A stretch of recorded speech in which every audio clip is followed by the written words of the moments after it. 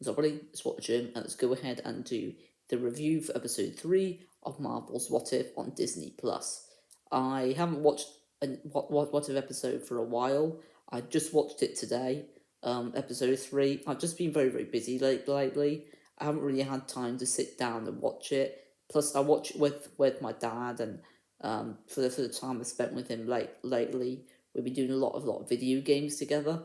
But now we finally watched What If today, and let's go ahead and do a review for it. It will contain spoilers, so if you've not seen the episode, definitely watch it before you watch this, unless you're not fussed about being spoiled. But this will talk quite a bit about spoilers. We'll just get to it with the story for the episode. So the story was essentially a murder mystery of the Avengers getting killed by a mysterious killer, and the mysterious killer ended up being Hank Pym, aka Yellow Jacket. He wasn't Ant-Man, he was Yellow Jacket, which was quite interesting to see. I wasn't expecting him to be the killer, to be honest. I wasn't really sure who I was expecting. But once I saw the grave of Hope Van Dyne, I knew. I think I knew it was him when I saw that grave. But it was quite interesting to see him as a villain for a change, and for him being Yellow Jacket. And I thought the story was quite interesting. I don't think the MCU have never really tackled a murder mystery before, so it was quite unique, and it was quite good to see that in the Marvel Cinematic Universe.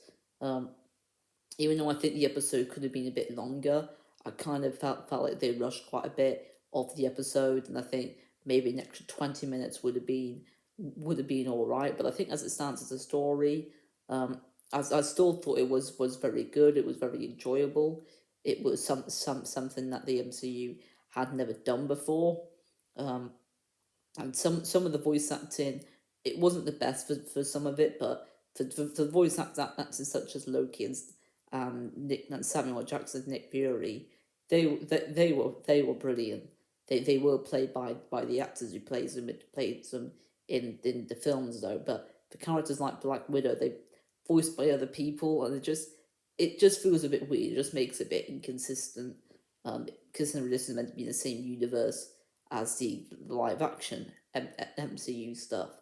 That's really all I've got to say for the story. Now we'll move on to the characters. As far as the characters are concerned, I thought it was quite great to see all the Avengers in the episode, even though quite a few of them weren't voiced by who plays them. But it was for Hawkeye, Hulk, and also Thor as well. I think it was Thor. I'm not 100% sure, but to be honest, he didn't really have that much words, any dialogue. I don't really think he had any dialogue. To be honest, I can't remember if he actually spoke or not. But if he did, I don't know if it was Chris Hemsworth or not. But it was great. It was great to see the Avengers again. It was great to see Iron Man and Captain America again. Even though we didn't really see Captain America because he was melted in ice, but we did see Captain Marvel at the end. That was really cool, really cool to see. And there was just a lot of cameos in this episode. I wasn't really expecting. I wasn't really expecting what was going to happen in this episode, but it definitely had a lot more of the characters in the MCU than I was expecting, which was great to see. It was also great to see sections of the Incredible Hulk, Iron Man 2, and quite a few others as well. It's just something I thought was worth mentioning. It's pretty cool that all those things were in this episode. It just brought back some memories of the early MCU. It also had a least amount of action as well. I didn't really feel like it needed a whole lot of action though. It was perfectly fine without any. As far as the humor, I thought it was the least funny out of all the others. It doesn't have to be funny though. I didn't feel like there would. I think there were a few jokes, and they definitely were the places where they needed to be. They didn't overdo it with humor, which I don't think the first two episodes did either.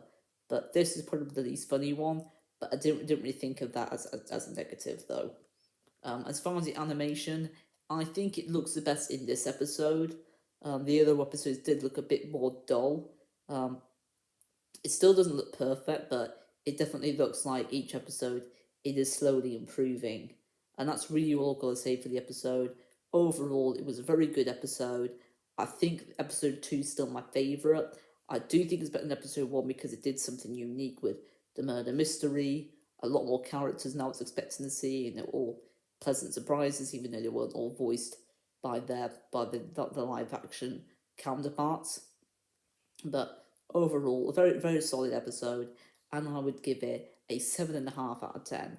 I thought it was very good, and that's really all I'm going to say for episode 3 of Marvel's What If on Disney Plus.